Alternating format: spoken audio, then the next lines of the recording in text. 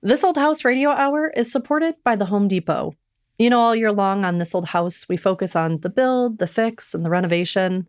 But this time of year, this is when we get to focus on the magic. The holidays aren't just a season, they're a collection of moments, both simple and grand. And at the Home Depot, they understand that our homes are where those moments truly come to life. They're our go-to partner for all things home, especially during the holidays. And right now, Black Friday is happening at the Home Depot. This is our chance to bring that magic home. They have a huge assortment of dazzling pre-lit trees. And you know what we appreciate as doers? Smart design.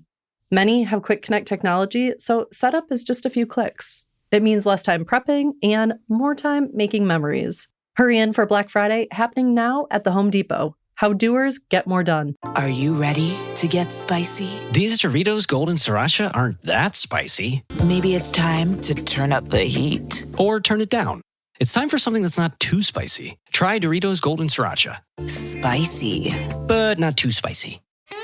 The house of the future is in the palm of your hand. It's This Old House Radio Hour from LAist and APM, American Public Media. I'm Jen Largis. You can set your home up to run itself from your smartphone.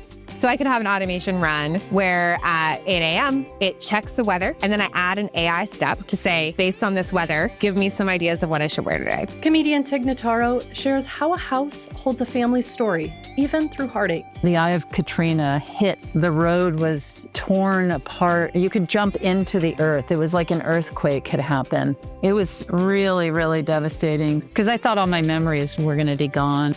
Our friends at Cheap Old Houses are back with more historic homes that could be yours for under $50,000. And call us now with your home improvement questions at 877-864-7460. Coming up next.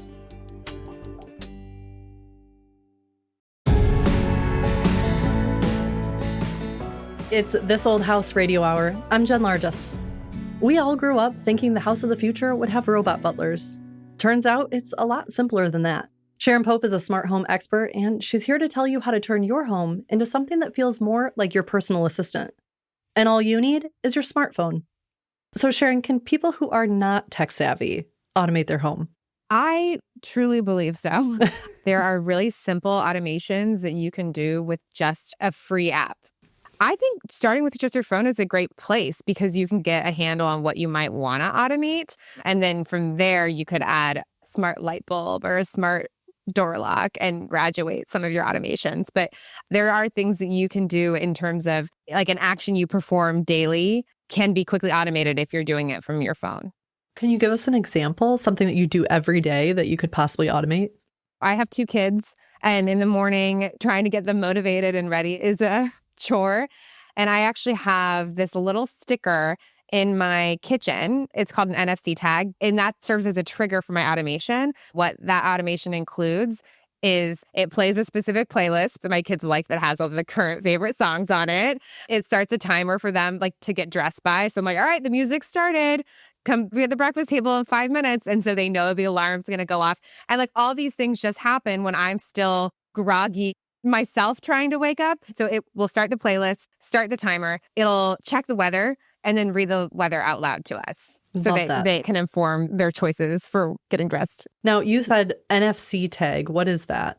Yes. NFC stands for near field communication, and it's the same technology you use when you're tapping a credit card to pay for something at a store or to tap a hotel key card to get into your hotel room.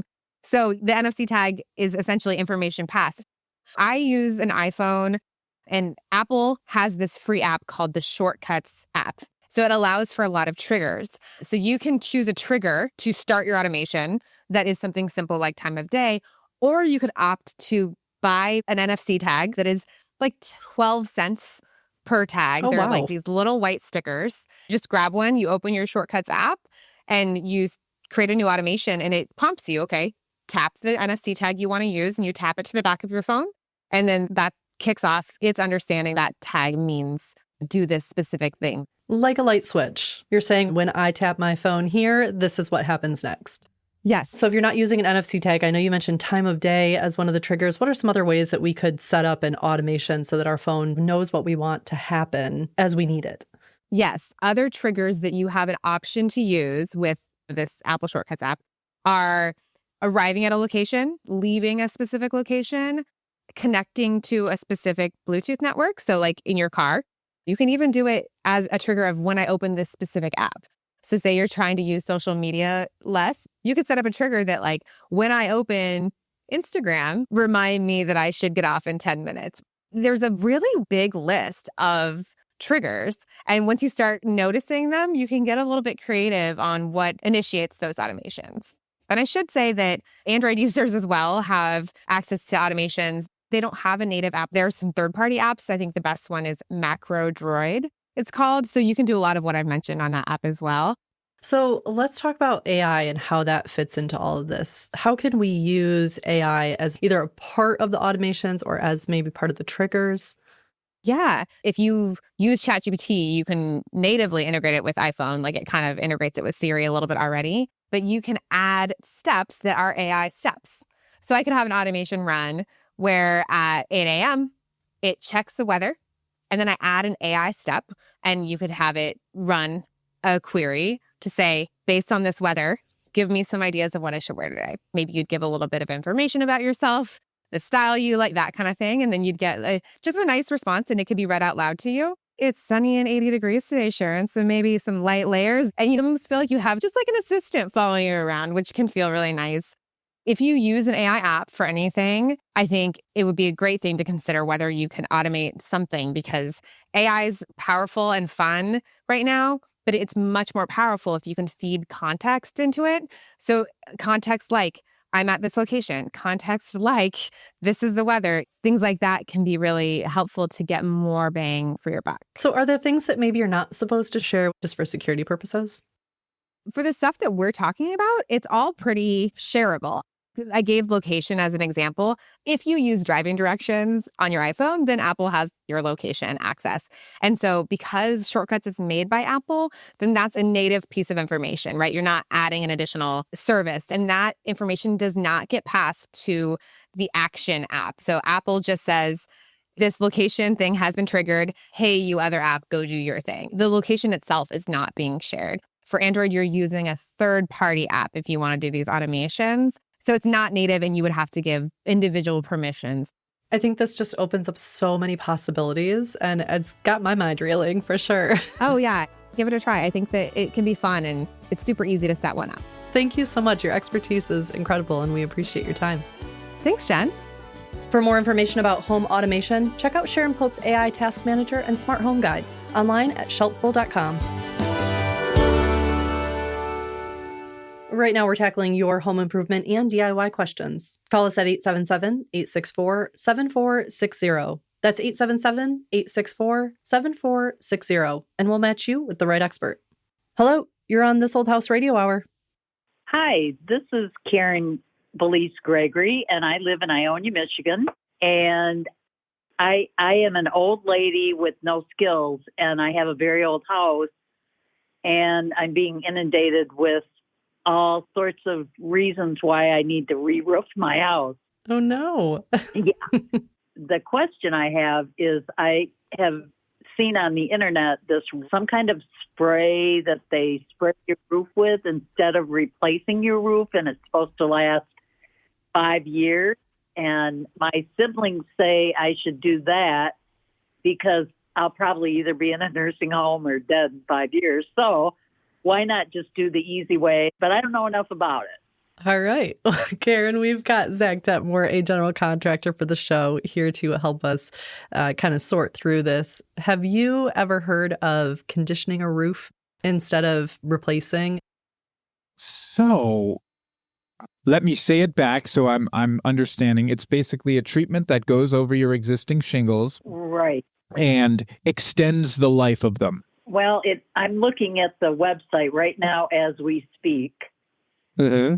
And they show that they just it protects your entire house. That the old way is roof replacement for $20,000 to $25,000, and the new way is a rejuvenation treatment guaranteed to strengthen and extend the life of your roof by 5 years. It doesn't really.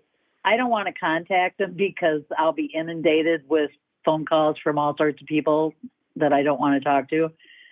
but I'm kind of curious what it is, and I don't know anybody that's ever had it done. I can't speak to exactly what it is, but at its core, this is some sort of membrane that's being applied over your shingles. Typically, do you have asphalt shingles, you think? That's a good question. I don't know. My house is probably 60 or 70 years old.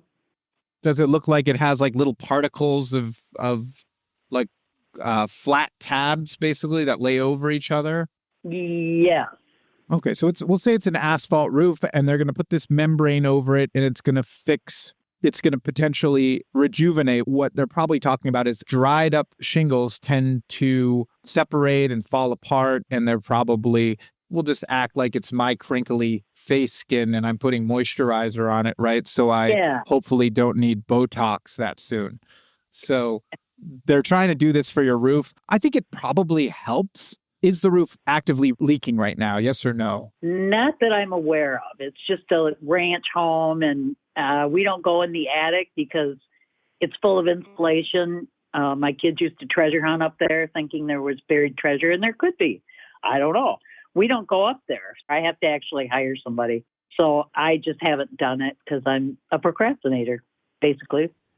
Well, I think anytime you're going to apply a protective coating to your shingles, it's just a matter of calling a professional to see what is the state of your existing shingles. So are they cracked? Are they warped? Are the granules, mostly gone? That would probably make you not a candidate for something like this. And again, not saying that this is totally effective. We're not sure, but I think talking with a roofing professional and seeing how far gone are your existing shingles might be a good start. Yeah. Okay. I think that is fair. Talk to a roofing professional, and then also understand if you talk to these people who apply the coating, they're going to tell you it's the best thing since sliced bread. And if you talk to a roofing contractor, they're going to say you need a new roof. You could have put the roof on yesterday, and they'll probably say you need a new roof. You also can just wait till the thing leaks. Maybe it'll leak tomorrow. Maybe it'll leak in a decade, right? Maybe it'll leak in 20 years. My roof is, I don't know if it's ever been replaced. Like I said, I'm old, I'm by myself, and my kids are useless. So I don't have a lot of money. So they're going to hear this, right? I wish they would. I've been telling them this, actually. Not their fault. Do your kids have money? But anyway, I'll find an expert because I have 5 siblings, and most of them are pretty responsible, and they do these things, and they always yell at me for not doing them. So I'm going to surprise them and just do it. Get somebody. That's a great idea. I think the first thing you can do is meet with a roofer, get a price to replace it. If that number scares you, you can decide to not do it. If it doesn't scare you, you could just proceed with replacing it, because it sounds like usually 35 years is what you can expect out of one of these roofs. And if you're saying it's more than that, probably if Jen and I were to show up on your roof, just we pop there and we would say, holy smokes, this roof needs to be replaced. So my hunch is you should replace it. And the nice thing is, if you decide to do the wrong thing and just kick this can down the road, you can wait till you get a leak, and you'll probably pay a similar price, right, to replace it then. So it's up to you. Yeah, I've been kicking the can a long time. I can keep right on doing it. How many square feet is this house? Do you know? Like 3 bedroom, 2 bath? What are we talking? 3 bedroom, 1 bath. Yeah, gotcha. So I think it's going to be $8,952. Really? Yeah. That's not bad. It's not bad. It's not a big house. No. No. All right.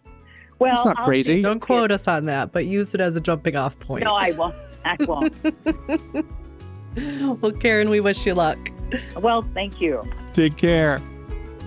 Coming up, we answer more of your home improvement and DIY questions. Call us at 877-864-7460. That's 877-864-7460. It's This Old House Radio Hour.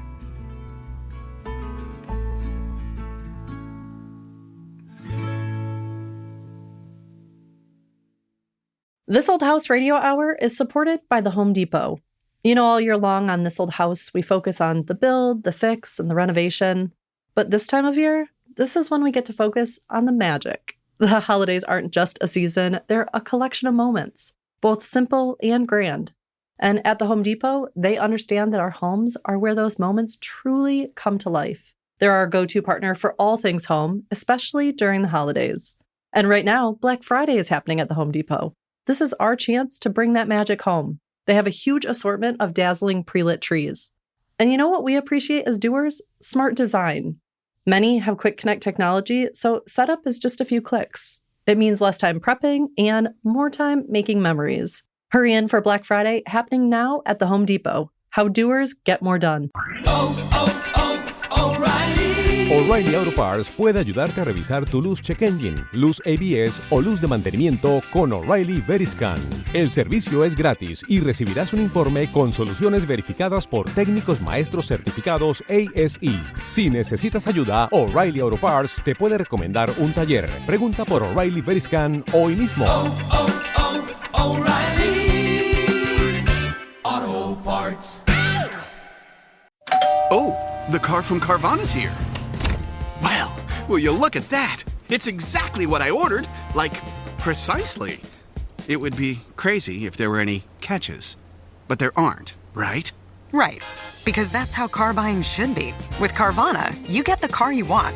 Choose delivery or pickup and a week to love it or return it. Buy your car today with Carvana. Delivery or pickup fees may apply. Limitations and exclusions may apply. See our 7-day return policy at Carvana.com.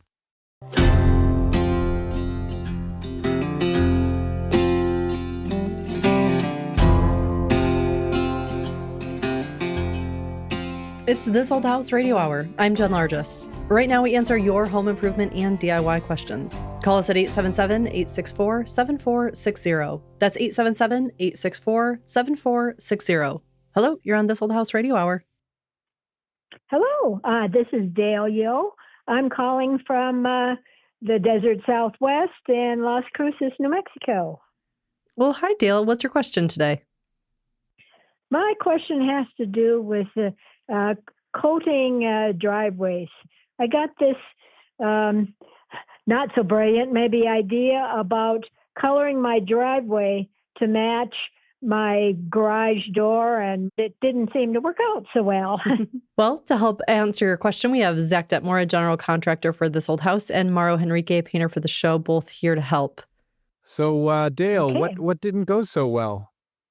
The house painter did a great job, and then he painted the driveway with a concrete paint with epoxy based. And what seems to have happened is, I don't know, every month or so, it looks like it has the gray measles because there's white spots come off, and so I have to go out and take the primer and redo it, and it's almost been half redone. Oh, no. I'll tell you this. I'd never painted a driveway, but the combination of UV exposure, hot tires, and it being concrete, it's a recipe for hating your life, having to maintain this thing. I bet.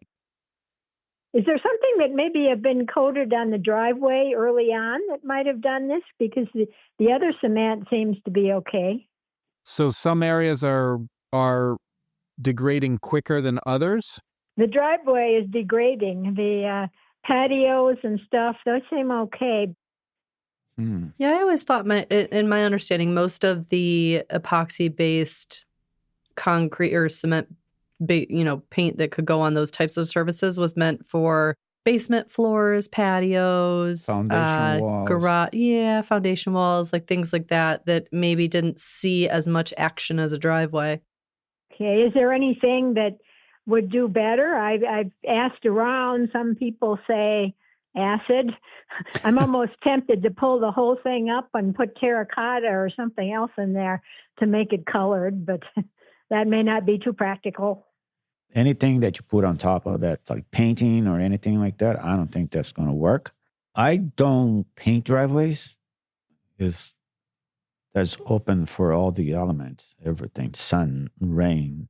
Not much rain. Sun, the heat. But yeah, there's companies, there's people out there that can put some concrete finish. You can mix it with some colors and you apply it. But it's already built in with the concrete. So anything that you put on top of that, like painting or anything like that, I don't think that's going to work.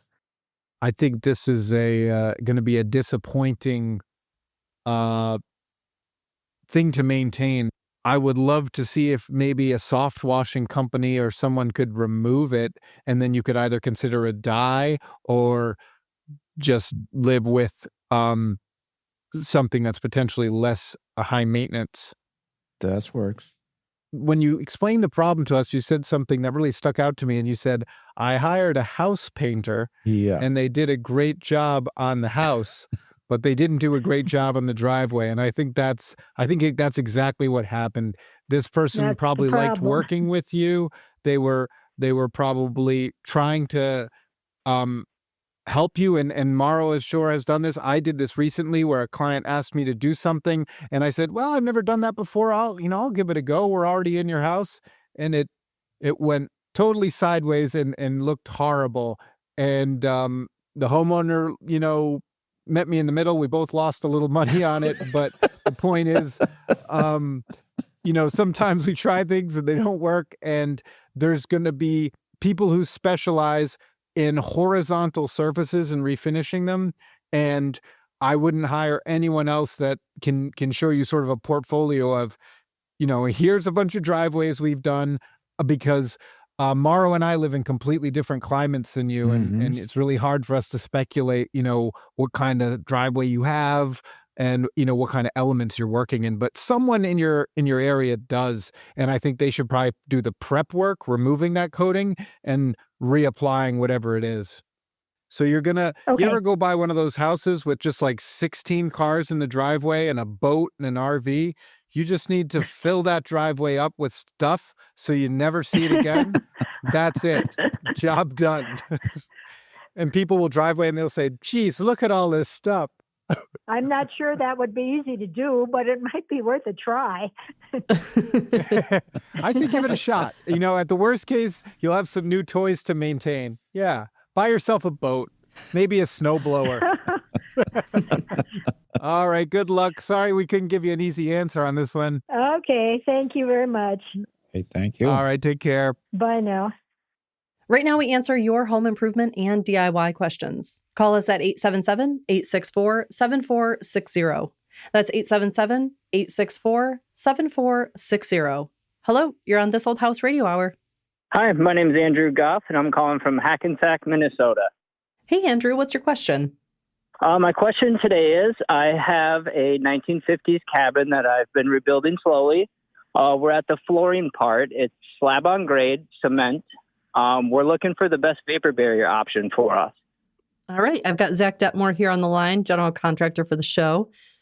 Let's do this. I got a question. I got a question. Yeah. Have you ever been to Hackensack, New Jersey? I have not yet, but every time I type in Hackensack on my GPS, always New Jersey pops up first.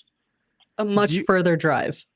Yeah. There's this place called White Manna that is the size of a shoebox, and I would argue it's one of the best burgers in the country. In Hackensack, New Jersey. You should put in you should leave it in your GPS the next time it comes up, It'll only take you 13 hours to get there. That sounds good. Yeah. Not a bad drive. I'll go with you. Call me. All right, back to the question. Let's do it. So, my favorite is a liquid applied moisture barrier that you roll on. Okay. Because a vapor barrier or, any moisture barrier, continuity is king in my book. And when you're putting, like, say, if you were to roll down a sheet of something, it's very easy to puncture it, damage it, put a hole in it. And when you do something that's fluid applied, it's easy to patch it and fix it down the road. Okay, great.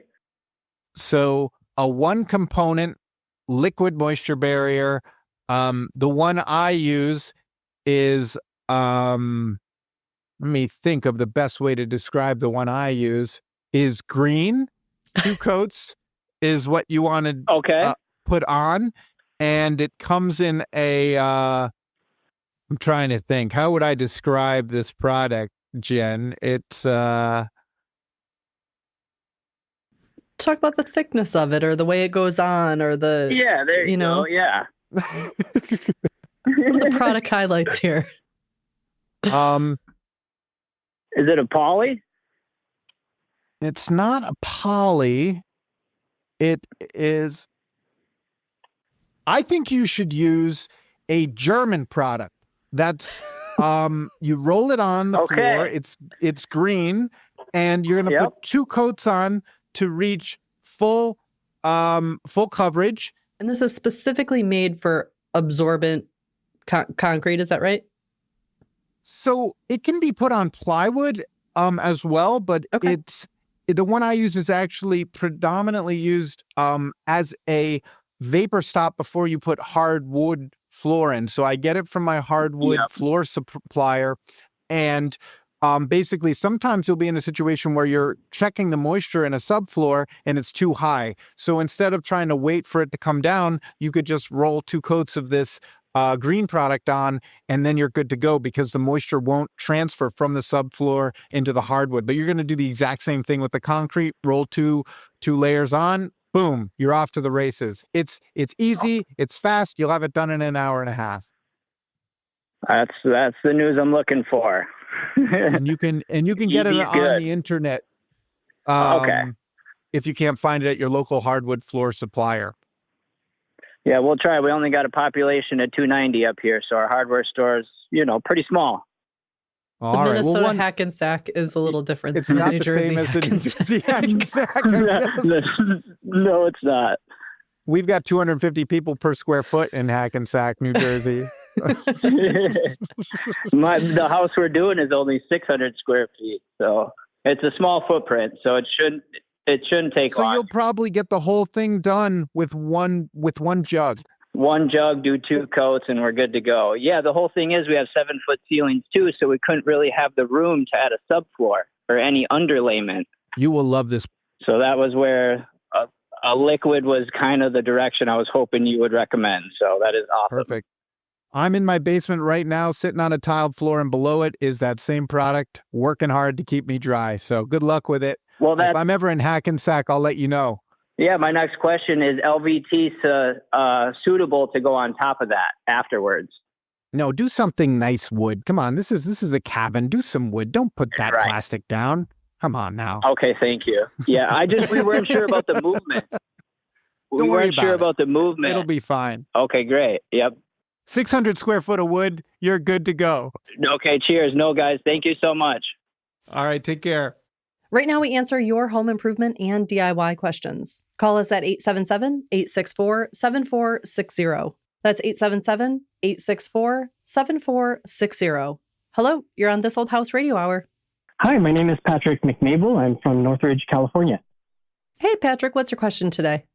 So there's a crack in my ceiling, my wall, between the threshold of my northern bedroom and large bathroom. And I suspect it might be a foundation crack that's sort of just spread beyond. What would you say are the options I have for fixing that? If there's any DIY option, or if it is just sending pylons in, that would be good to know. Yep, we have Zach Detmore, a general contractor for This Old House, and Mark McCullough, our mason for the show, here to help us out. Is there a DIY option for this, Zach? Yeah, go to the paint supply store. Yep. Get, the inexpensive caulk. Just pump it into the joint and the foundation. From the dollar bin. I mean, let's see what Mark has to say. He'll probably confirm that's the best approach. But what do you think, Mark? You're right on, Zach. That's beautiful. The only thing that I would interject with is, and nothing big here, but how long has the crack been there, Patrick? I'd say since we moved in, and it seems like since I took out, like a 30 by 10 section of concrete on that side of the house, that it might have gotten worse because I've had to shave the door, the top of the door, a couple times now to allow it to open. instead of getting jammed shut. Okay. Yeah. Okay. So what is the material? Is it plaster? Yeah. So plaster, but then it's also cracked in the tile floor in that bathroom. Okay. And then there's a wood flooring in that room that kind of obstructs any view of any crack of the actual foundation or anything. So that's a settlement crack to me. And I would make sure that the settlement is complete. The fact that you went back to that same spot and did a little more, and then the crack opened up more should be proof enough that I'm kind of going in the right direction. Mm-hmm. So I will ask, is that opening that you created, is it supported with, say, an angle iron or something else under it that's holding up the masonry? Oh, I did not create any, I didn't create any angle or any support. There's no support for the foundation. It's, in terms of what I shaved the top of the door. Right. But there's a hole that's in the foundation that's under this opening. Is that correct? I suppose so. I mean, I haven't opened it up to see. Okay. That's usually where and why we would see a settlement crack like that. And, Zach, you concur with that, correct? I'm struggling a little bit with the anatomy of the house. Is the sagging area on the interior, or is it on the perimeter of this house? In this door that's rubbing is an exterior door. This is an interior door. Good question. Yeah, no, it's the interior door to the northern room. And maybe I should mention that this is a 1951 home that's in the Northridge area. So it lived through the 1994 Northridge earthquake. Okay. I don't know if that makes any difference. I mean, that's correlation to me. Yeah. In general, like whenever I'm working on a house, they sag in the middle. So the foundation on the perimeter tends to sort of maintain, and any piers or point loads that are coming into the middle of these old houses tend to sag more. So that's sort of what I was leaning at is this house sagging in the middle, and that it's not the case. Yeah, it's a northwestern room that I'd say is more effective. And we had somebody come in, do some height checks with a fairly precise GPS looking thing a few years ago, but the cost of inserting pylons was beyond what we were able to spend. But he did indicate that that room especially was like off by 1 to 2 inches. I forgot how much it was. Yeah. Relative to other parts. All right. So it's not all old houses to have this problem right type of situation. This is a foundation's compromise. It does seem like underpinning might be necessary. Yeah, so that's where I'm at, Zach. You have to stop the settlement, whatever the cause is, whatever the reason is, whatever the location is. You have to stop that. That weak point is what it is at this point.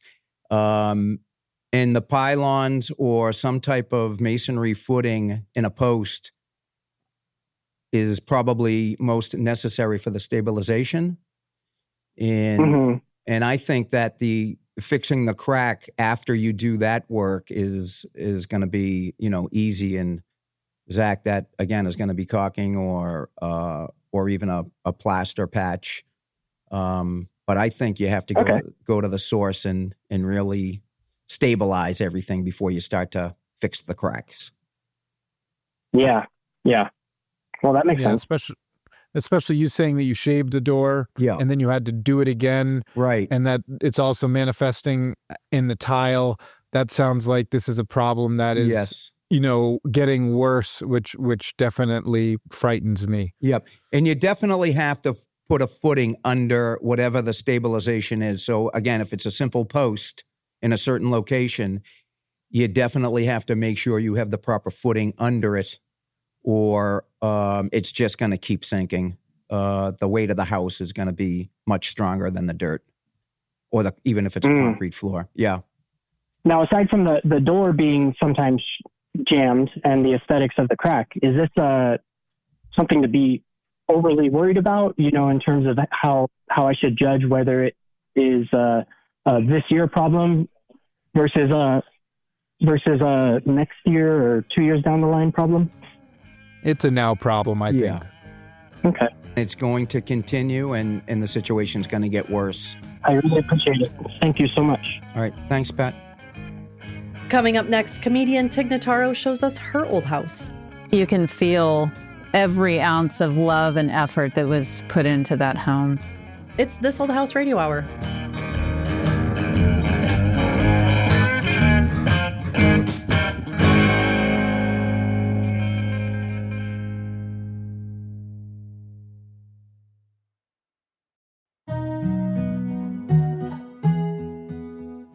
It's This Old House Radio Hour. I'm Jen Largis. We go now to Pass Christian, Mississippi.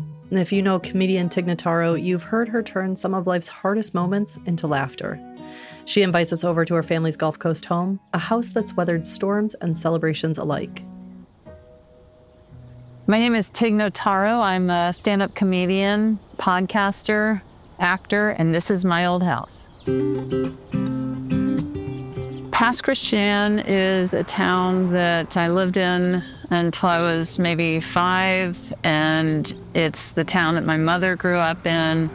After I moved away, it's where I spent my summers and holidays, and it's right there on the Mississippi Gulf Coast. It's just where I have so many incredible memories from my childhood. This house is this picturesque, beautiful old Southern home, has the white pillars and the balcony, and it's right off the beach. I believe it's the 1800s that the house was built.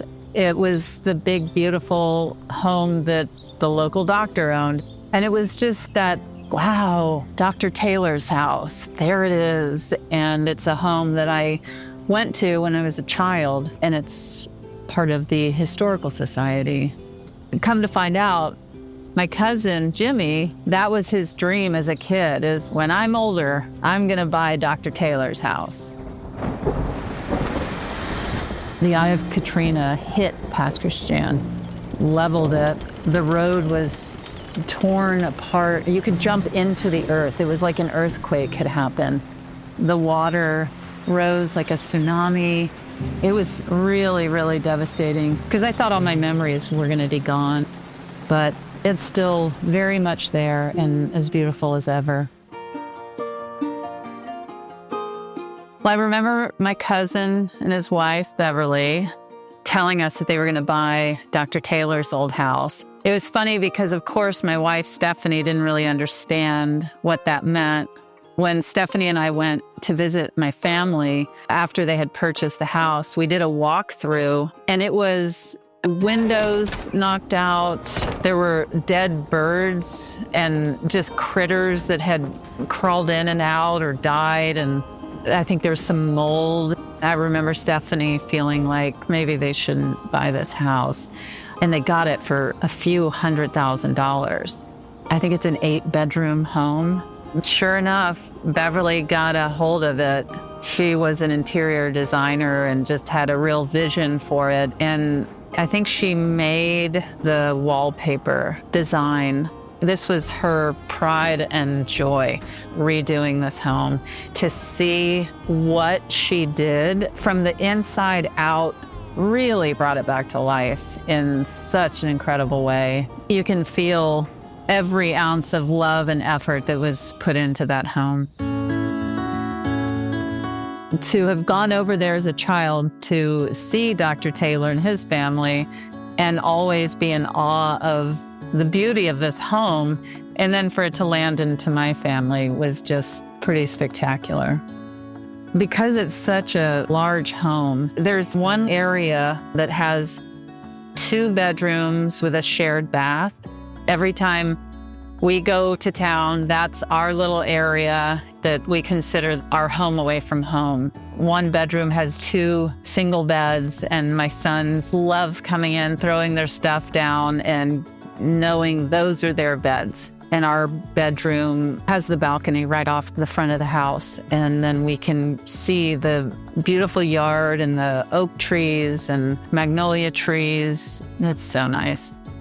when we were trying to decide on a place to get married, I think it actually might have been Stephanie's idea. I think she might have been like, what if we got married here? It's funny because when we brought up having the wedding at their house, they were like, oh yeah, that'd be great. And we said, well, we were wanting to have a big wedding. And they said, like, how many? And we were so embarrassed and scared to actually say the number.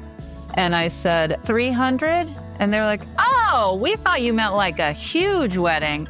They're such gregarious, open door, let's party, let's have a blast kind of people that 350 people, they were like, we do that every weekend, basically, you know? We actually got married on the beach in Pas Christian, and the town shut down the major street between the ocean and walking over to Jimmy's house so that our entire guest list could cross. People were just honking and waving, and we had 350 people come in from the east and west coasts. I think they were very curious what a gay wedding in southern Mississippi was going to feel like. The front yard of the house is actually the biggest part of the property. You drive up the drive and get to the house, and the backyard has the pool, and that's where the band was set up, and there was enough for people to dance. And I mean, it was all over. People were spilling out of the house. It was one of the greatest days of my life. More so than the actual look of the home, my family's openness, welcoming, everybody's welcome. Even on our wedding, I had so many old friends that are like broke comedians that were barely getting enough money together to get out to the wedding. And Jimmy and Beverly were like, oh yeah, they can all crash wherever they need to. And so there were all these like bearded, drunk comedians all around their house, like sleeping on couches. And I think that's what I've taken and what I would like to continue taking in life. Everybody's welcome, and we can find a place for you. I think that's basically what I've taken from that house. That was Tig Notaro. You can watch her new comedy special, Come See Me in the Good Light, on Apple TV+. It's This Old House Radio Hour. I'm Jen Largis. Do you ever see an old house online and think, maybe that could be my life? A place with history, maybe a porch swing, and stories in the walls. You start to picture yourself there, and it feels so real. That's the magic of Cheap Old Houses, an Instagram page created by Ethan and Elizabeth Finkelstein that uncovers old farmhouses and historic homes on the market for next to nothing. Some are listed for as little as $10. But the cheapest homes can also be the most expensive to fix. So we asked them what it really takes to bring these old places back. Hi, Ethan and Elizabeth. Hi, Jen. Excited to be here. We've got some really cheap houses today. Cheap, cheap, cheap. Hi, Jen. And This Old House contractor, Zach Detmore, is here to tell us where the charm ends and the work begins. Hi, Zach. Hey, Jen. So our first listing today is a 5-bedroom, 1.5-bathroom single-family home with a full basement and even a fireplace. It was built in the 1900s, and this home has a lot of its original charm, including original woodwork and intact stained glass windows. The listing also boasts a new furnace and a water heater.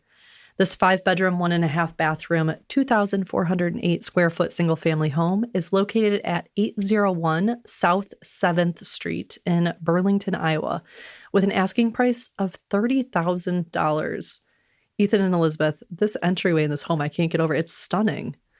There is no way in the world you could get someone to replicate that staircase for even Just close that. to $30,000. That staircase is intact. It's beautiful. It's never been painted. And there are 2 stained glass windows that run up the staircase. And it's just absolutely spectacular. And the idea that it's in a $30,000 house, I can't even believe. The lumber alone. Right. So while the entryway of this home in these pictures is absolutely stunning, the rest of the house does tell a little different story. What I think happened as I'm looking through these photos, there are potentially some underlying issues I don't know about.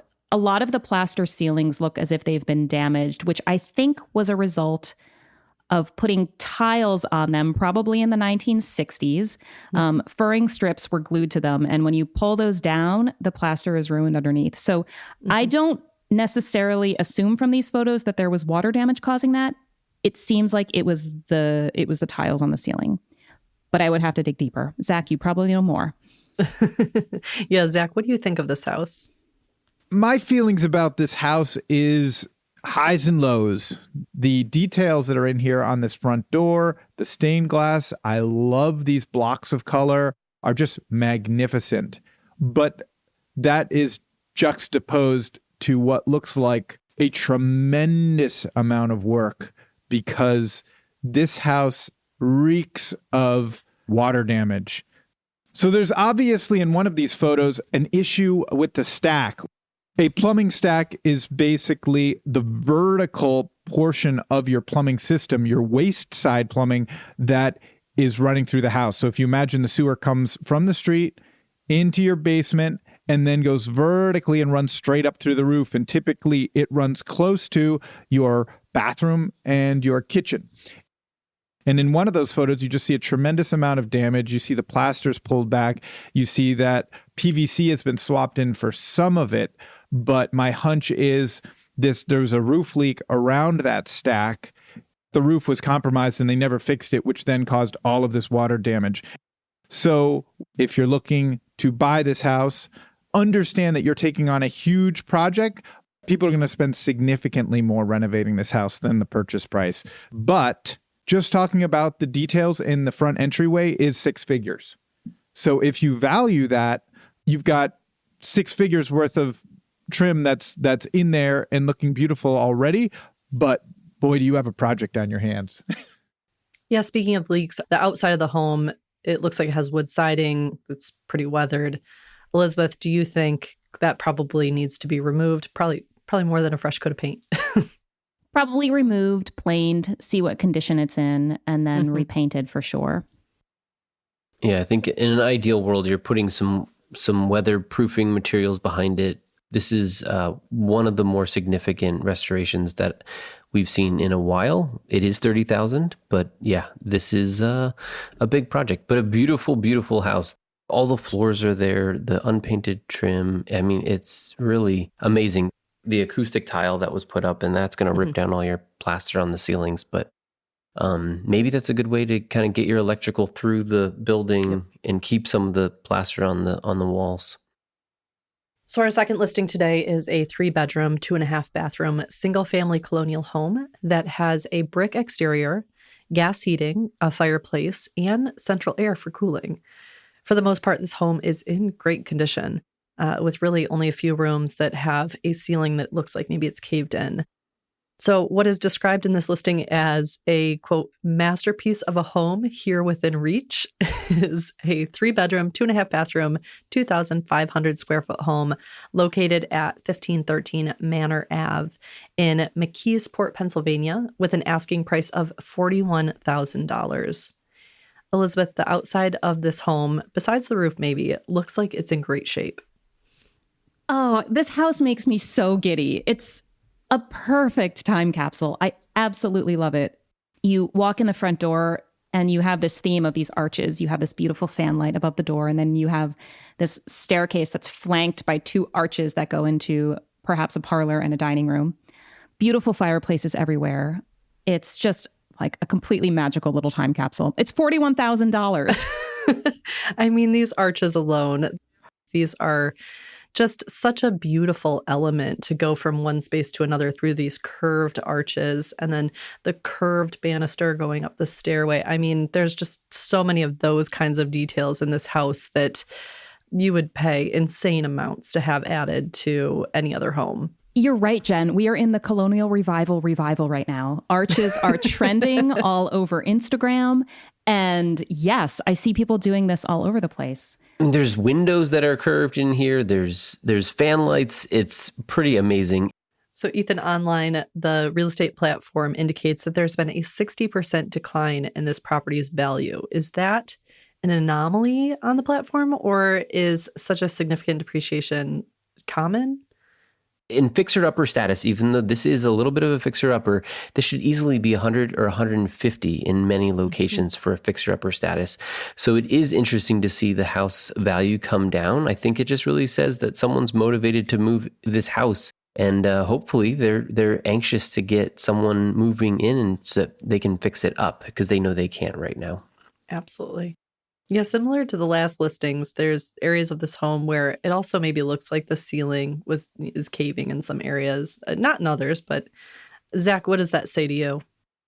This house, this is a winner here.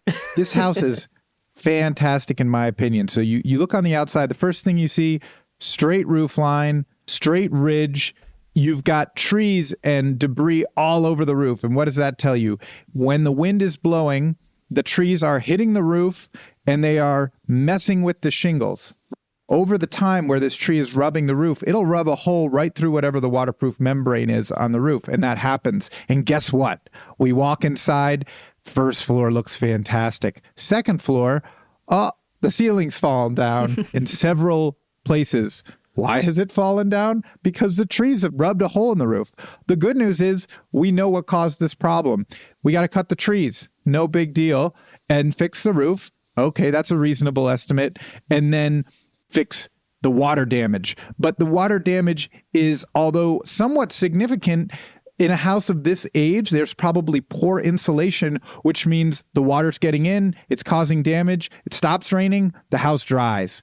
And if it dries and there's not mold everywhere, which there probably isn't in this age of a house, it's not that big a deal. So this to me is a easy project. Only thing that concerns me a bit of water damage in the kitchen, but honestly, anyone who buys this house is probably going to do something with the kitchen floor anyway. This is a fantastic house and it looks like it's in really, really good condition and it wouldn't take much money to fix. Winner. Oh, this is a winner. I have to be honest, I was worried there as you started talking and then you came around and I feel good. Most trees, you could take them down for under $2,000. So I think even if it's a big one, you can get that one removed and save this house, put on a new roof. I think one of the neat things about this house that is not evident from the real estate photos alone is that it faces a little bit of an alleyway. So it doesn't face the main street. The side of the house faces the street. So it has this very private, almost muse type feeling about the little alleyway that it's on. Just so cute in every way. Well, Ethan, Elizabeth, I think we found two amazing winners this week. Thank you so much for joining us. Oh, thanks, Jen. Someone's going to get really lucky with these houses. These were really fun. Thanks, Jen. If you want to see some of these old houses, follow @CheapOldHouses on Instagram or check out their newsletter at cheapoldhouses.com. Who knows? You might just find your next home. And now it's time for one last thing. My favorite tool. Hey, Jen. It's Zach Detmore, a contractor for the show. And my favorite tool is what I refer to as a fix-it stick, but other people might refer to as plumber's epoxy putty. Imagine a cigar. So you would sort of slice off the end of this cigar for however much putty you need, and then you would roll it in your hands or wear gloves so you don't get it all over your hands until you've combined part A and part B. And then basically there's this chemical reaction that happens, and you can wrap this putty around something you're trying to fix that doesn't need to be very, very pretty. And it will set up extremely hard, really hold anything together. It's not abundantly sticky per se, but the fact that you can mold it into shapes, it will hold something together extremely well. So I call it a fix-it stick because you can basically fix anything with it. It smells a little funky, but it's a great tool to have in your house. We'll see you next week on This Old House Radio Hour. Our show is distributed by and co-produced by LAist Studios and APM, American Public Media. This Old House Radio Hour was created and produced by Ember 20. Listen to new episodes of the podcast every Tuesday on your app of choice. You can follow This Old House on all the socials at This Old House, all one word. We'll see you next week.